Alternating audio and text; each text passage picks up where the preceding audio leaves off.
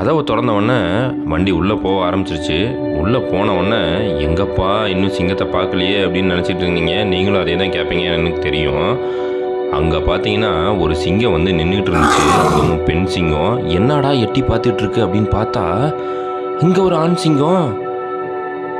இவன் எட்டி பார்க்க அவ எட்டி பார்க்க 2 பேருக்கும் ஒரே ரொமான்ஸு. இவ கத்த அவன் கத்த. ஸோ இவங்க 2 பேத்தையும் நாங்கள் பார்த்த உடனே இவங்க 2 பேரும் வெக்கப்பட்டு கொஞ்சம் நவுந்து போயிட்டாங்க. அவன் மறுபடியும் திருப்பி கூப்பிட்டு பார்க்குறான். அவன் வந்து அந்த இடத்துல இருந்து நவுந்து போகிறான்.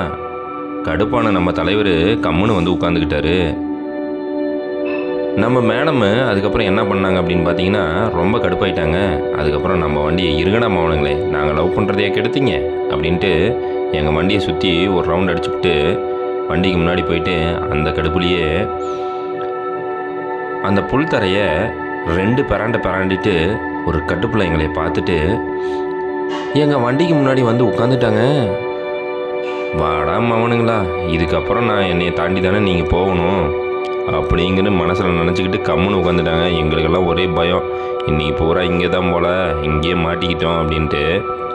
அப்புறம் என்ன நினச்சாங்களோ தெரில, கொஞ்சம் மனசு இறங்கி எந்திரிச்சிட்டாங்க. அதுக்கப்புறம் நாங்கள் வண்டியை தூக்கி கிளம்பியாச்சு. கிளம்புன வாட்டி போன போக்கிலே பார்த்தீங்கன்னா ஒரு வெள்ளை மயிலுங்க, வேறு லெவலில் இருந்துச்சு. அதையும் தாண்டி அப்படியே கொஞ்சம் தூரம் போக நம்ம தேசிய பறவை நம்ம தமிழ்நாட்டோட மயிலை அழகான ஒரு காட்சியை நாங்கள் பார்த்தோம். அதையும் பார்த்துட்டு அப்படியே கொஞ்சம் மெதுவாக போக ஆரம்பிச்சிட்டோன்னா அதுக்கடுத்து எங்கே போகிறோம் அப்படிங்கிறத எங்களுக்கு தெரியல. அடுத்து எங்கே கூட்டிகிட்டு போவாங்க அப்படிங்கிற ஒரு ஆர்வம் எங்களுக்குள்ளார இருந்துக்கிட்டே இருந்துச்சு.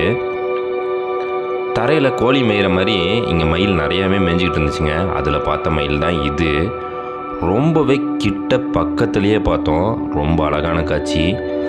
அடுத்து எந்த இடத்துக்கு கூட்டிகிட்டு போகிறாங்க அப்படின்னு ரொம்ப இன்ட்ரெஸ்ட்டாக போயிட்டு இருந்தோங்க.